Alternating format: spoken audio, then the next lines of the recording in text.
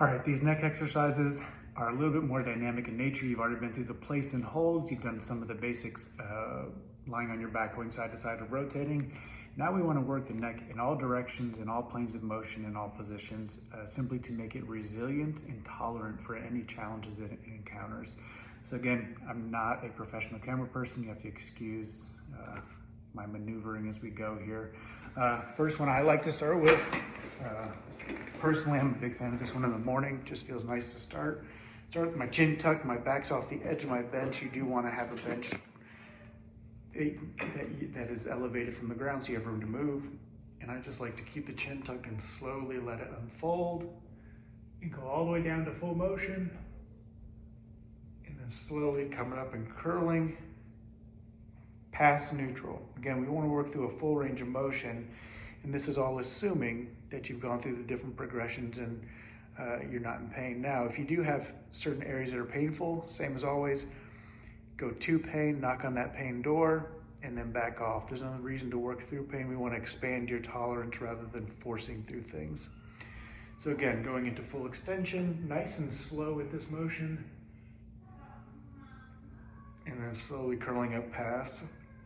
From there, you can transition here into side flexion. Again, all these performed nice and slow for anywhere from 5 to 20 reps. From there,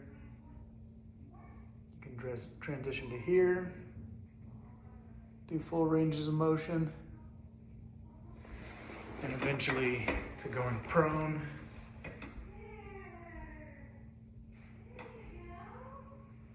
Into extension, and then staying here, you can get into some of your side flexion and rotational movements,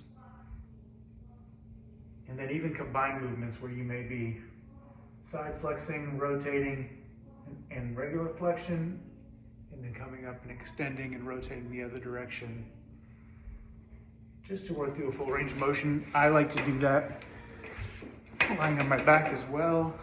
So I'll extend, rotate and side bend to the right, flex, rotate and side bend to the left.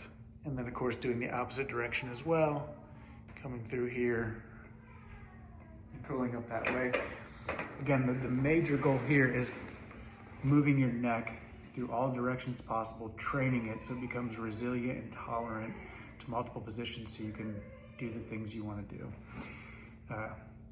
General recommendations, which may or may not be suitable for you: 5 to 20 reps.